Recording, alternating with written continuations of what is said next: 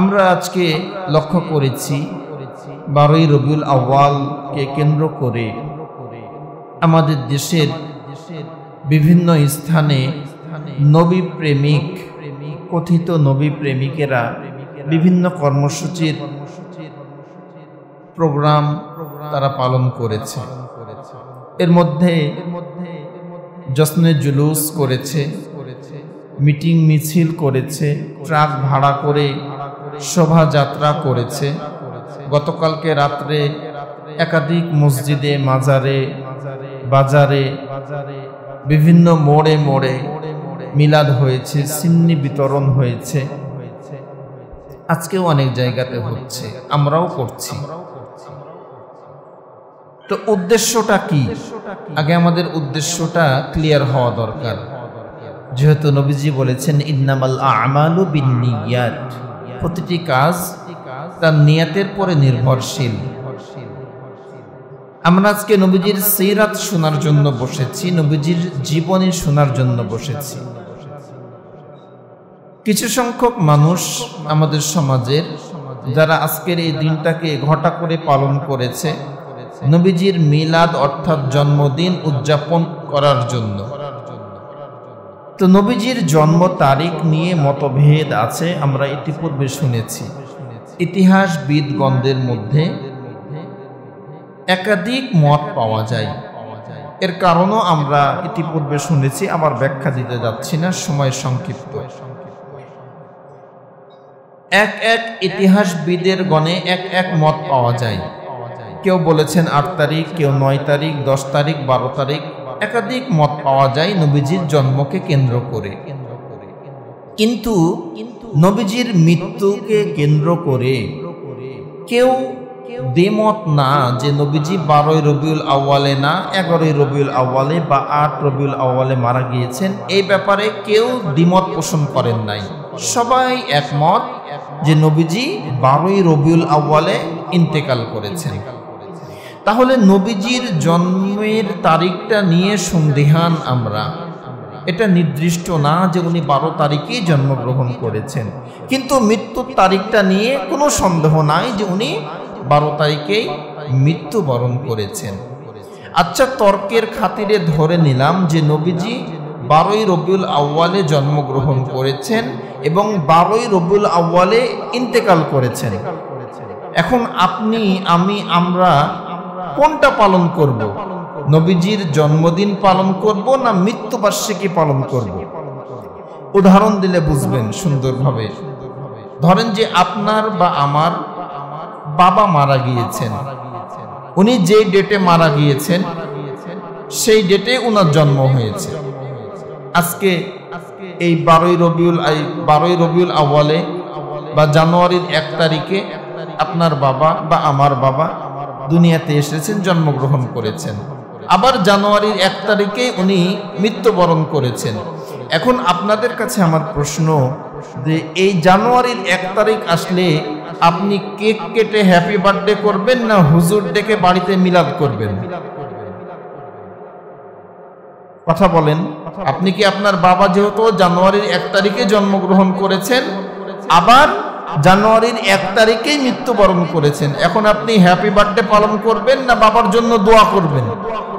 কেন দোয়া করবেন? যে বাবা আমার জানুয়ারির 1 তারিখে ইন্তেকাল করেছেন। তাহলে আজকের এই দিনে নবীজির জন্মকে নিয়ে যারা বেশি মাতামাতি করছে, নবীজির জন্মে তারা খুশি হচ্ছে না নবীজির মৃত্যুতে তারা খুশি হচ্ছে?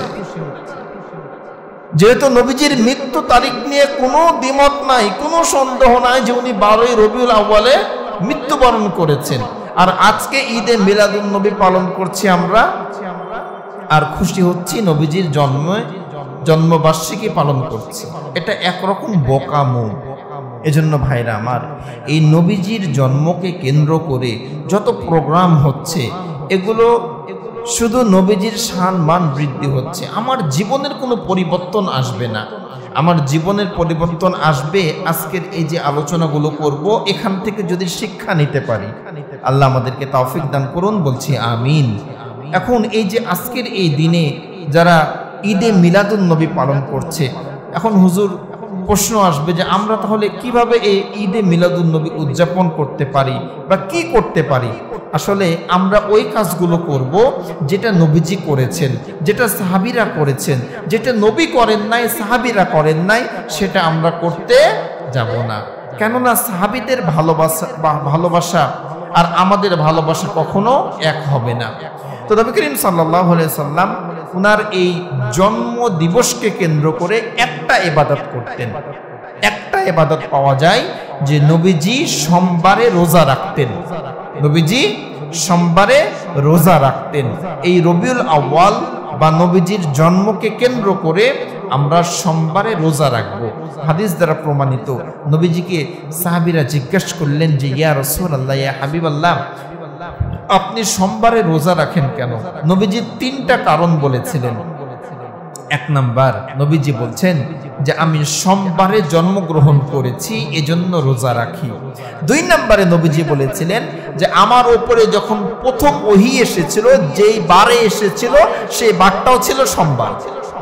তৃতীয়টা নবীজি বলেছেন যে সোমবার আর বৃহস্পতিবারে আমাদের আমল আল্লাহর দরবারে ফেরেশতারা প্রেজেন্ট করে, আল্লাহর দরবারে নিয়ে যেয়ে দেয়। তো আমি এই কারণে সোমবারে রোজা রাখি যে রোজারত অবস্থায় আমার আমল যেন আল্লাহর দরবারে যায়। এই তিনটি কারণে নবীজি সোমবারে রোজা রাখতেন। তাহলে নবীজির এই জন্মকে কেন্দ্র করে ঈদে মিলাদুন নবীতে যদি কিছু করতে চাই তাহলে আমাদেরকে কি করতে হবে? সোমবারে রোজা রাখতে হবে। আমরা চেষ্টা করব ইনশাআল্লাহ। দুই নাম্বার করণীয়, এই সিরাতের আলোচনা বেশি বেশি হওয়া দরকার। নবীজির জীবনের আলোচনা বেশি বেশি হওয়া দরকার। শুধু রবিউল আউয়াল আসলো, এই আলোচনা করলাম, প্রোগ্রাম করলাম, সিন্নি বিলালাম, মিলাদ করলাম, আর সারা বছর খবর নাই, এতে করে জীবন পরিবর্তন হবে না। এই সিরাতের আলোচনা আমাদের প্রতিনিয়ত হওয়া দরকার। যত আলোচনা হবে এই বিষয়ে আমল করা আমাদের জন্য ততটা সহজ হয়ে যাবে। সুবহানাল্লাহ। আর এই সিরাতের আলোচনার মাধ্যমে আমাদের জীবন পরিবর্তন হয়ে যাবে। নবীজির সিরাত যখন জানবো, জীবনে যখন জানবো, তখন আমলের স্পৃহা আমাদের মধ্যে জন্ম নিবে। এজন্য নবীজির জীবনী বেশি বেশি তেলাওয়াত পড়া। তিন নাম্বার, এই রবিউল আউয়ালকে কেন্দ্র করে আমাদের জন্য করণীয় সেটি হলো নবীজির সুন্নাতের অনুসরণ করা। নবীজির সুন্নাতের অনুসরণ করা। এই নবীজির সুন্নাতের অনুসরণ যদি আমরা করতে পারি, আল্লাহ রাব্বুল আলামিন আমাদের জন্য অনেক বড় পুরস্কার রেখেছেন। সুবহানাল্লাহ। আল্লাহ রাব্বুল আলামিন পবিত্র কোরআনুল কারীমে বলেন, কুল ইন কুনতুম তুহিব্বুনাল্লাহা ফাত্তাবিউনি ইউহিব্বুকুমুল্লাহ ওয়া ইয়াগফির লাকুম যুনুবাকুম ওয়াল্লাহু গফুরুর রহিম।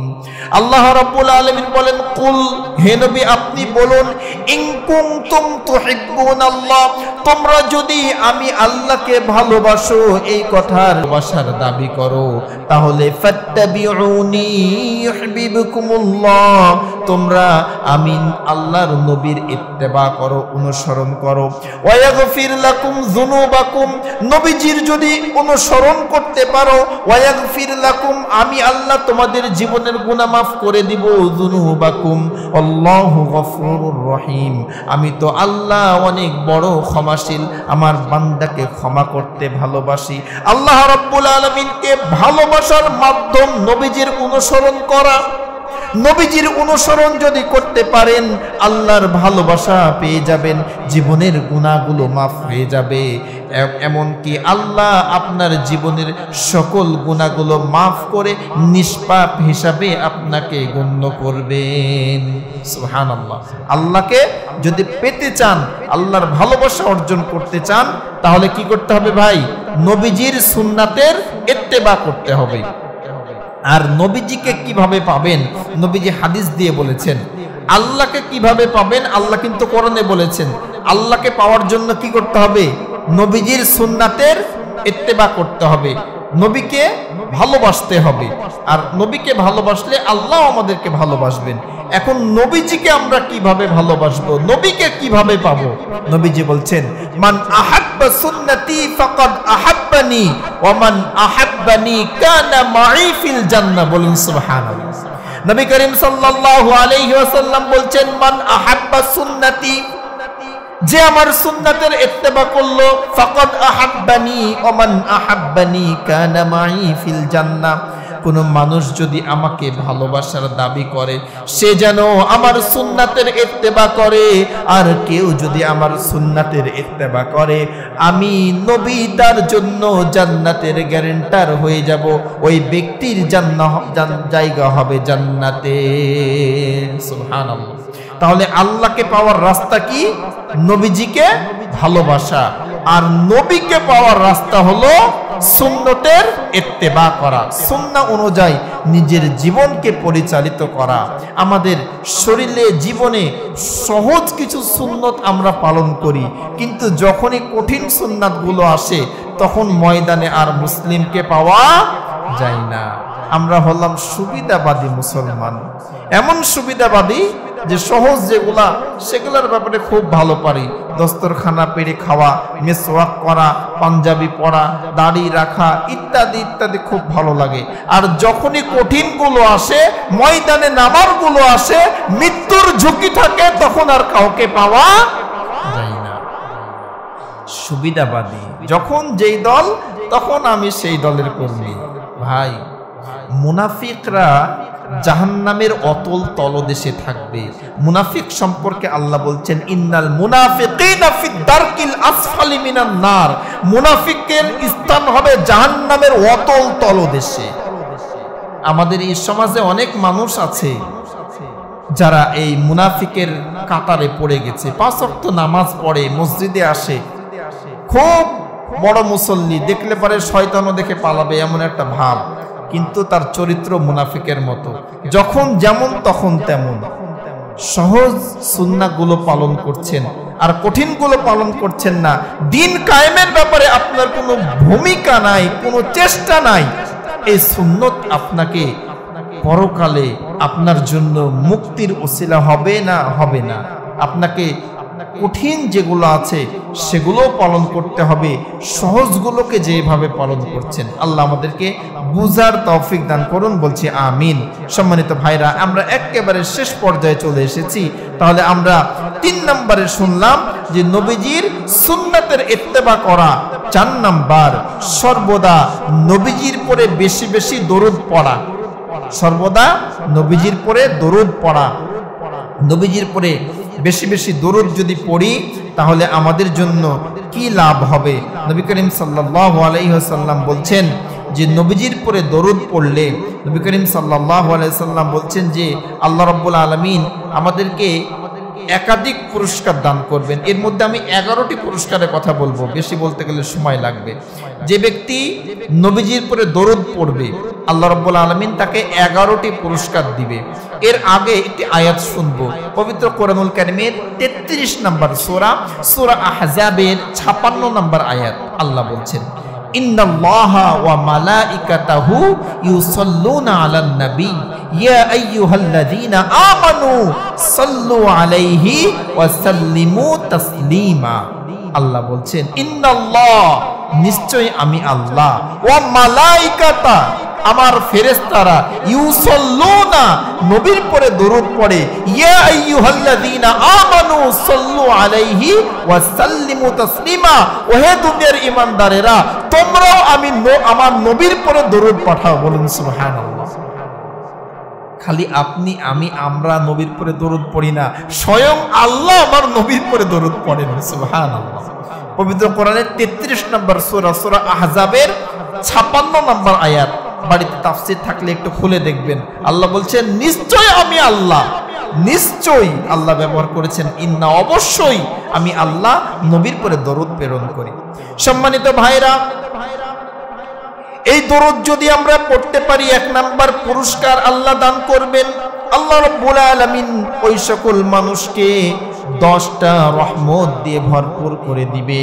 যে সকল বান্দা নবীজির পরে একবার দরুদ পড়বে, আল্লাহ রাব্বুল আলামিন ওই সকল বান্দাকে 10টা রহমত দিয়ে তাকে ভরপুর করে দিবেন। সুবহানাল্লাহ। 2 নম্বরে, যে সকল মানুষ নবীজির পরে দরুদ প্রেরণ করবে, আল্লাহ রাব্বুল আলামিন তাদের জীবনের গুনাহ খাতাগুলো মাফ করে দিবে, তাদের জীবনে গুনাহ বলতে কিছু থাকবে না। 3 নম্বরে নবীজি বলছেন ওই মানুষের মর্যাদা সম্মান আল্লাহ বৃদ্ধি করে দিবেন।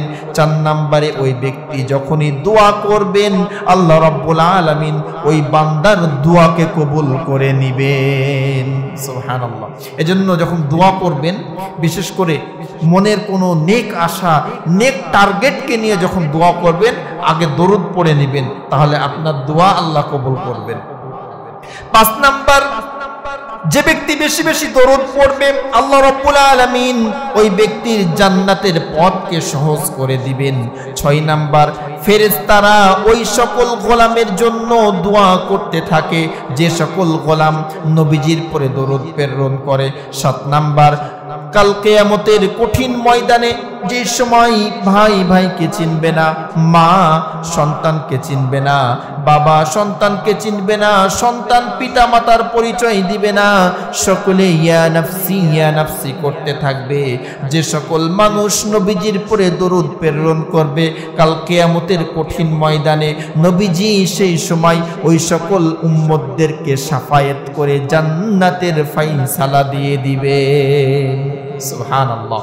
তাহলে নবীজির শাফায়াত পাওয়া যাবে। 8 নম্বরে, আপনি যে দরুদ পড়বেন, একদল ফেরেশতা আল্লাহ নিযুক্ত করেছেন এই দুনিয়ার বুকে, আপনার দরুদটাকে নিয়ে নবীজির রওজায় যে আপনার বাবার নাম, আপনার নাম বলে নবীজির রওজায় ওই দরুদটা পৌঁছে দিবে। সুবহানাল্লাহ।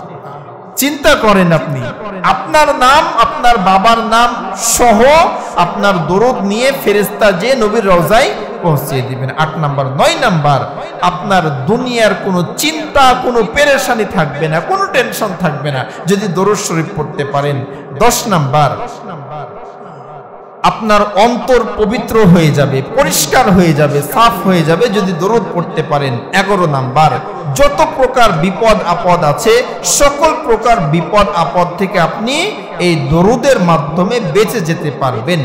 তাহলে আমরা 4 নাম্বার করণীয় শুনলাম এই নবীজির সিরাত সম্পর্কে, মিলাদ সম্পর্কে। 5 নাম্বারে আমরা যেটা করব, নবীজিকে বেশি বেশি নিজের জীবনের চেয়ে ভালোবাসবো। হাদিসে নবীজি বলছেন, লা ইউমিনু আহাদুকুম হাত্তা আকুনা আহাব্বা ইলাইহি মিন ওয়ালিদিহি ওয়া ওয়ালাদিহি ওয়ান নাসি আজমাইন।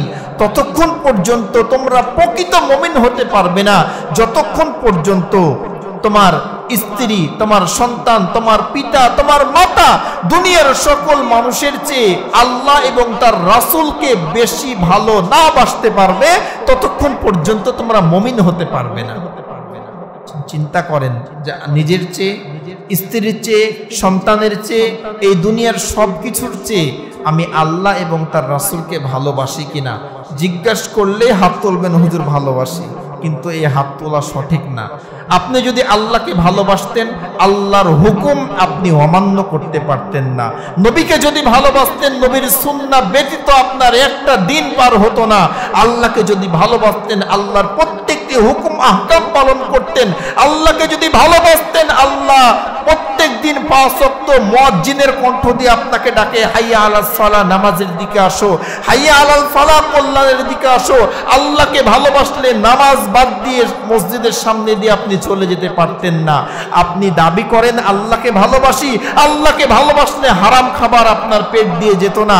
আল্লাহকে ভালোবাসলে মানুষকে কষ্ট দিতে পারতেন না, গীবত করতে পারতেন না। আল্লাহকে ভালোবাসলে আল্লাহর সকল হুকুম আহকামগুলো আপনার জীবনে, আপনার শরীরে সবগুলো বাস্তবায়ন হতো। কথা ঠিক কিনা? বললে বলবেন যে হুজুর ভালোবাসি, কিন্তু এটা সঠিক না। ভাই, আপনি যদি আল্লাহকে নিজের জীবনের চেয়ে ভালো না বাসতে পারেন, আপনি কি হতে পারবেন না? প্রকৃত মুমিন হতে পারবেন না। ছোট্ট একটা এক্সাম্পল দিই। বদরের যুদ্ধ, ইসলামের প্রথম যুদ্ধ। আবু বকর সিদ্দিক রাদিয়াল্লাহু তাআলা আনহু নবীজির পক্ষে, আর ওনার সন্তান আব্দুর রহমান এখনো ইসলাম গ্রহণ করেন নাই, বদরের যুদ্ধের পরে করেছেন। উনি হলেন আবু জাহেলের পক্ষে। পিতা পুত্র আবু বকর সিদ্দিক নবীজির পক্ষে, আর আব্দুর রহমান আবু জাহেলের পক্ষে।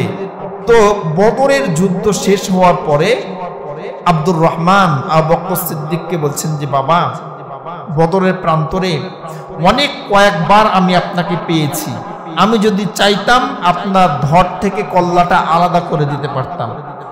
এরকম চিন্তাও আমার মনে এসেছিল, কিন্তু যখনই এই চিন্তা এসেছিল পরক্ষণে মনে হয়েছিল আপনি অনেক কষ্ট করে আমাকে বড় করেছেন, অনেক ভালোবাসা দিয়েছেন, আমি সন্তান হয়ে কি করে আপনার গায়ে আঘাত করব, এজন্য আপনাকে আঘাত করতে পারি নাই। হযরত আবু আনহু বলেন, ওরে সন্তান আব্দুল্লাহ, বদরের প্রান্তরে একাধিকবার তুমি আমাকে দেখেছো, আমি বাবা হওয়ার কারণে আমার ভালোবাসায় আমার গায়ে তুমি আঘাত করতে পারো নাই, কিন্তু আল্লাহর কসম করে বলি বদরের প্রান্তরে একবার যদি তোমাকে আমি দেখতাম, তুমি যে আমার সন্তান ভুলে যে আল্লাহ এবং তার রাসূলের ভালোবাসায় তোমার ধর থেকে কল্লাটা আলাদা করে দিতাম। সুবহানাল্লাহ, এটাই হলো ভালোবাসা, যে আল্লাহ এবং তার রাসূলের ভালোবাসায় তুমি যে সন্তান, এটা আমি ভুলে যেতাম। প্রিয় ভাইরা, তাহলে আমরা 6 নম্বরে শুনলাম যে নবীকে নিজের জীবনের চেয়ে বেশি ভালোবাসতে হবে। আল্লাহ রাব্বুল আলামিন আমাদের সবাইকে অল্প সময়ের আলোচনা থেকে যা শিক্ষা নিলাম আমলের তৌফিক দান করুন। আমরা কষ্ট পাচ্ছি, বিরক্ত হচ্ছে, আমি বুঝতে পেরেছি, কিন্তু আলোচনা আরো ছিল, করতে পারলাম না। অনেক অনেক গুরুত্বপূর্ণ আমাদের জন্য আলোচনা ছিল। যাই হোক, সময় সংক্ষেপের কারণে করতে পারলাম না। তো আসুন আমরা সকলেই নবীজির সিরাতটাকে আমাদের জীবনে ফিট করি, নবীজির আখলাক চরিত্রটাকে আমরা আমাদের জীবনে ফিট করি, আমরা নবীজির সুন্নাহ অনুযায়ী নিজের জীবনকে চালাই। আর কেন চালাবেন না, নবীজির প্রত্যেকটি সুন্নাত তো বিজ্ঞান ভিত্তিক, বৈজ্ঞানিক প্রমাণিত। আপনি যেই সুন্নাতটাই পালন করবেন আপনার শারীরিক উপকার, কোনটা নেবেন, আপনি কোনটা বলবেন যে হুজুর এটাতে কোনো উপকার নাই, যেইটাই বলবেন সেইটাতেই উপকার আছে, ইহকালীন কল্যাণ আছে, পরকালীন মুক্তি আছে। এজন্য আসুন আমরা সকলেই নবীজির 63 বছরের জিন্দেগির, বিশেষ করে নবুয়তের পর থেকে 23 বছরের যে নবুয়তের জিন্দেগি, এটাকে আমরা আমাদের জীবনে বাস্তবায়ন করি। আল্লাহ আমাদের সবাইকে সেই তৌফিক দান করুন। সকলে বলছি আমিন। ওয়া আখির দাওয়ানা আলহামদুলিল্লাহি রাব্বিল আলামিন। আমরা দোয়া করব, দোয়ার পরেই তোফার ব্যবস্থা আছে, সুশৃঙ্খল ভাবে আমরা তোফাগুলো নিয়ে যাব ইনশাআল্লাহ। সকলে সূরাতুল ফাতিহা একবার পড়ি। আউযু বিল্লাহি মিনাশ শাইতানির রাজীম। বিসমিল্লাহির রহমানির রহিম। আলহামদুলিল্লাহি রাব্বিল আলামিন। আর রহমানির রহিম। মালিকি ইয়াউমিদ্দিন। ইয়াকা না'বুদু ওয়া ইয়াকা নাস্তাঈন। ইহদিনাস সিরাতাল মুস্তাকিম। সিরাতাল লাযীনা আন'আমতা আলাইহিম গায়রিল মাগদুবি আলাইহিম ওয়ালাদ-দাল্লিন। আমিন। বিসমিল্লাহির রহমানির রহিম। কুল হুয়াল্লাহু আহাদ। আল্লাহুস সামাদ। লাম ইয়ালিদ ওয়া লাম ইউলাদ ولم يكن له كفوا أحد. بسم الله الرحمن الرحيم. قل هو الله أحد الله الصمد لم يلد ولم يولد ولم يكن له كفوا أحد. بسم الله الرحمن الرحيم. قل هو الله أحد الله الصمد لم يلد ولم يولد ولم يكن له كفوا أحد. اللهم صل على محمد وعلى آل محمد كما صليت على إبراهيم وعلى آل إبراهيم إنك حميد مجيد. اللهم بارك على محمد وعلى آل محمد كما باركت على إبراهيم وعلى آل إبراهيم إنك حميد مجيد. أستغفر الله ربي من كل ذنب وأتوب إليه. لا حول ولا قوة إلا بالله العلي العظيم. اللهم آمين. ربنا ظلمنا أنفسنا وإن لم تغفر لنا وترحمنا لنكونن من الخاسرين. ربنا آتنا في الدنيا حسنة وفي الآخرة حسنة وقنا عذاب النار. أي الله تعالى পবিত্র রবিউল আউয়াল মাসের আল্লাহ 13 তারিখ আয় আল্লাহ তাআলা এশার নামাজের পর থেকে এই পর্যন্ত আমি গুনাহগার তোমার নেককার বান্দাদেরকে সঙ্গে নিয়ে তোমার নবীজির সিরাত সম্পর্কে কিছু আলোচনা করেছি। আয় আল্লাহ তাআলা আমার তো তেমন জ্ঞান নাই গো মাওলা। আয় আল্লাহ তাআলা তোমার নবীর সিরাত নিয়ে আলোচনা করব সেরকম যোগ্যতা আমার নাই মাওলা। আয় আল্লাহ তাআলা যতটুকু পেরেছি বলার চেষ্টা করেছি, আমাদের সবাইকে আমল করার তৌফিক দান করে দাও। আয় আল্লাহ তাআলা নবীজির আয় আল্লাহ তাআলা নবুয়তের 23 বছরের জিন্দেগিটা আমাদের জিন্দেগিতে ফিট করার আমল করার তৌফিক দান করে দাও। আয় আল্লাহ তাআলা যেইভাবে চললে তুমি রাজি আর খুশি হও সেইভাবে চলার মতো তৌফিক আমাদেরকে দান করে দাও। আয় আল্লাহ তাআলা আমাদের মধ্যে যারা অসুস্থ আছে সবাইকে পূর্ণ সুস্থতা দান করে দাও। আমাদের হায়াতে রিজিকে তুমি বরকত দান করে দাও। আয় আল্লাহ তাআলা আমাদেরকে মানসিক প্রশান্তি দান করে দাও। আসমানি জমিনি বালা মুসিবত থেকে হেফাজত করো। আমাদের সবাইকে দ্বীনের দাঈ হিসাবে কবুল করে নাও। আমাদের জন্য যা কল্যাণ তার ব্যবস্থা করে দাও। সকল অকল্যাণ থেকে আমাদেরকে হেফাজত করো মাওলা।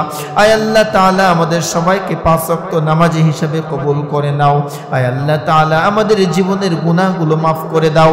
অত্র এলাকার পরে খায়ের বরকত নাজিল করে দাও। অত্র এলাকার সকল মুসল্লিকে তুমি মাফ করে দাও। যারা অন্ধকার কবরে শায়িত সবাইকে তুমি মাফ করে দাও।